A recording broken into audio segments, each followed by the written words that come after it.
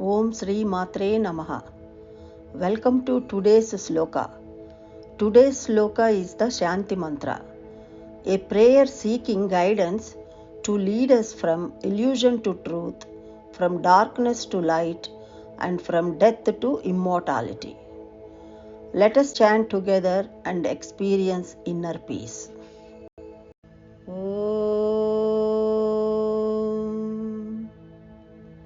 Asato ma sadgamaya, tamaso ma jyotirgamaya, mrityorma amrutangamaya.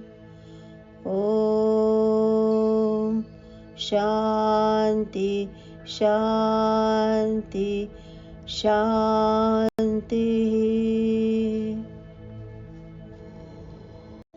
Meaning of the sloka. Asato, from untruth or falsehood. Ma, me or us. Sadgamaya, lead to truth or reality. Tamaso, from darkness or ignorance. Jyotirgamaya, lead to light, knowledge. Mrityor, from death or mortality.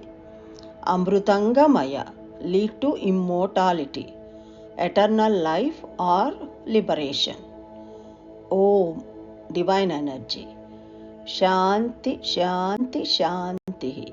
Peace, peace, peace. Namaste.